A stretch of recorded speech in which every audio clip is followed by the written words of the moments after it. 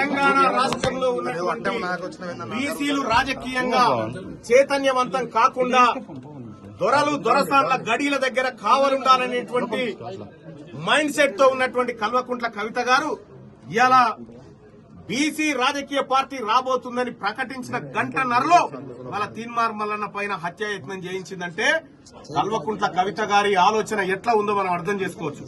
కల్వకుంట్ల కవిత గారు ఈ సందర్భంగా చెప్తా ఉన్నా, మీరు తెలంగాణ రాష్ట్రంలో గట్టిగా 1,00,000 మంది లేరు.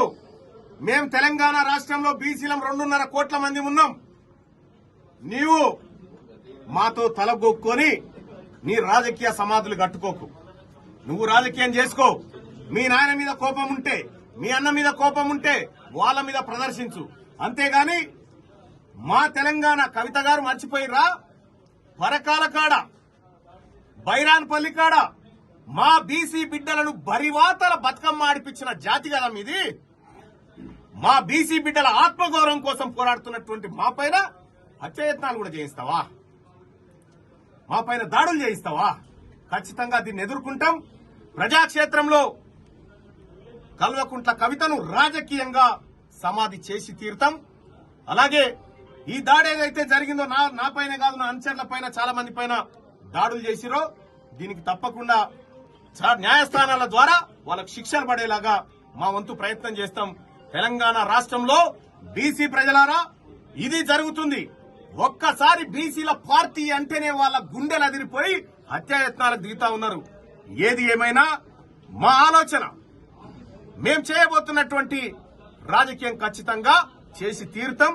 ఎవరికి తలవంచం. మీ పిట్ట బెదిరింపులకు, హత్యాయత్నాలకు తీన్మార్ మల్లన్న ప్రాణాలను లెక్క చేయకుంటేనే ఆల్రెడీ దిగిండు. ప్రాణభయం ఉంటే మీకుంటది, మాకు లేదు.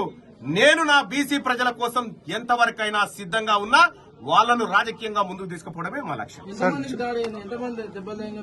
దాదాపు ఇక్కడ మా సిబ్బందికి 15 మంది దాకా దెబ్బలు తాకినాయి. వచ్చినటువంటి విజిటర్స్ ఎవరైతే ఉన్నారో పాపం ముసలోళ్ళు, వాళ్ళ మీద దాడి చేసినారు. వాళ్ళకు కూడా 10 మంది దాకా గాయాలు జరిగినాయి.